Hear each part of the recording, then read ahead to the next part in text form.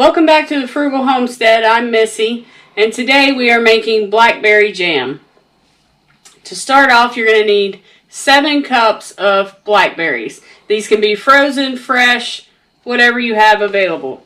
These is ours. These came up straight off of our homestead this summer, and we froze them so that later on we could make our jams during the fall and winter months.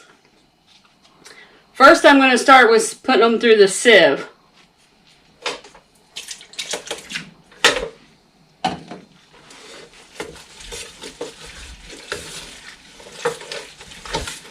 The goal is we're going to want to get 4 cups of pulp and berries to make our jam.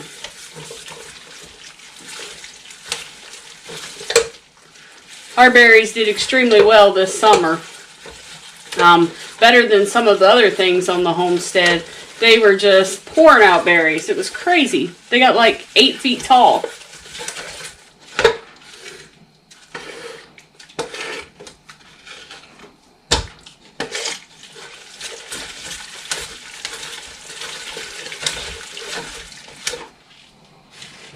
The sieve is going to take the seeds out.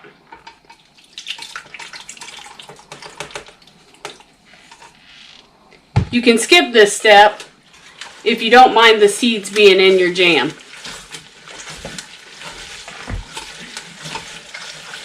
Or some people do it about half and half. So they get some of the seeds out, but they still have berries in the jam.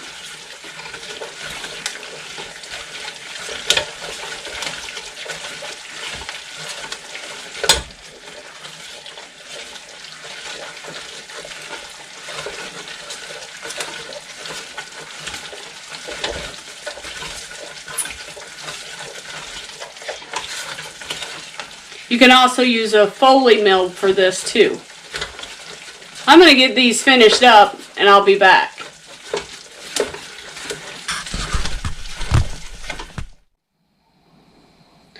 Okay, so we're back. After we ran our berries through the sieve, we got just over 4 cups of pulp and juice. So we're going to add this in.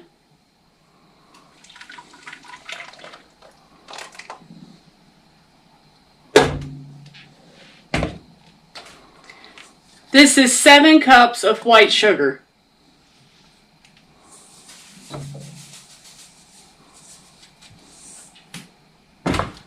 Gotta grab a spoon. Be right back.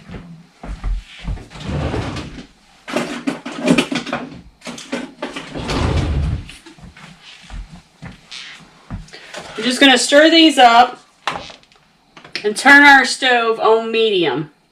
A little bit above medium. We want this mixture to come to a full boil.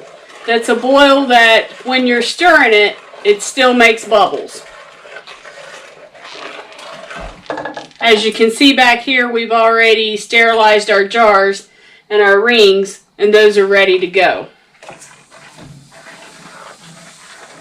I'm going to get the rest of this sugar added in. When it comes to a full boil, I'll be back and I'll show you how to add the pectin. Okay guys, so it's at a boil, and see how it's still boiling whenever I'm actually stirring it? That's what you want. We use pectin in ours. You just slowly stir it in as it's boiling. We're going to bring this back to a boil, let it boil for 1 minute, and then take it off.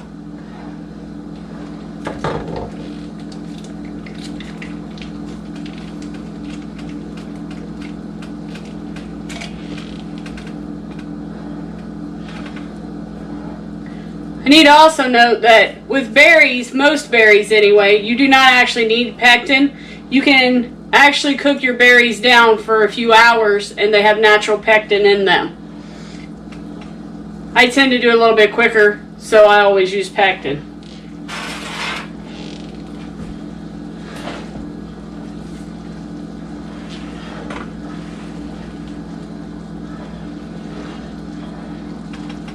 I turned it down just a little bit so it doesn't boil over. You can also put a little bit of butter in there and that'll help it to not boil over. Alright, we'll be back and we'll start jarring this. Alright, so we're all ready to start canning now. I poured all of my jam into a pitcher because to me it's a lot easier to keep my jars clean whenever I do that.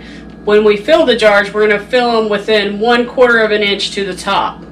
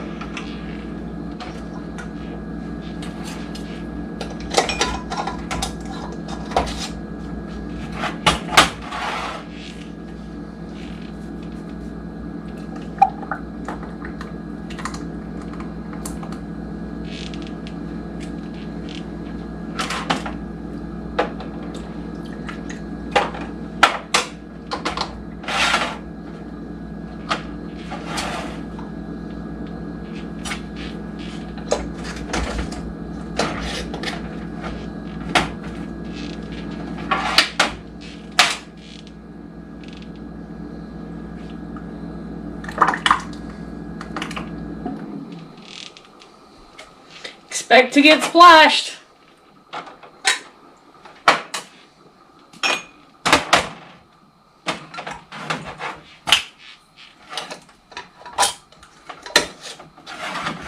Remember when you're tightening your lids not to tighten them all the way down.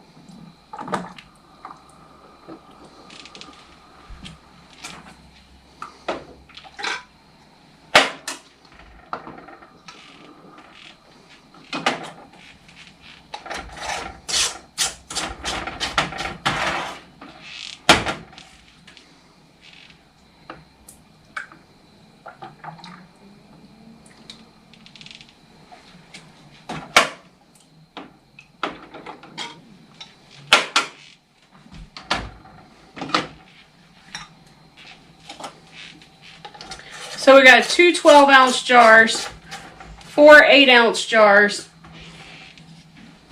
and the extra we're just going to put in the fridge.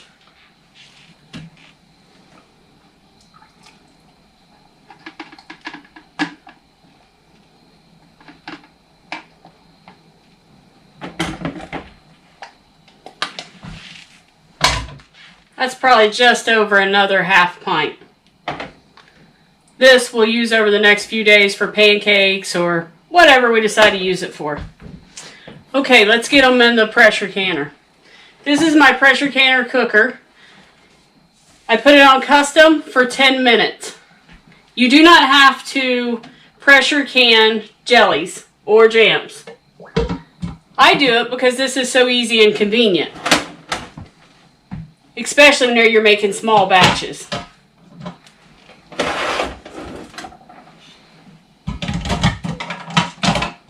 It holds just enough jars. So I'm going to get this started and we'll be back when it's done. Okay, so we're all done. The canner has depressurized. We just let it sit here until it depressurized on its own. We canned them for 10 minutes. Let's see what we got.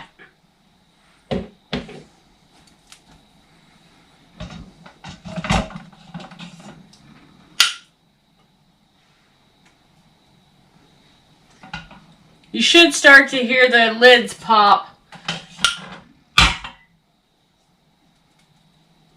Sometimes it'll take up to a half an hour before they do.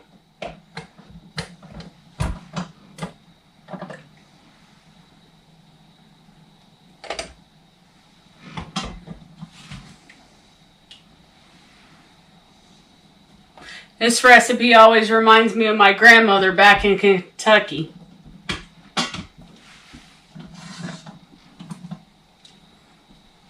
She always picked wild blackberries and made us blackberry jam.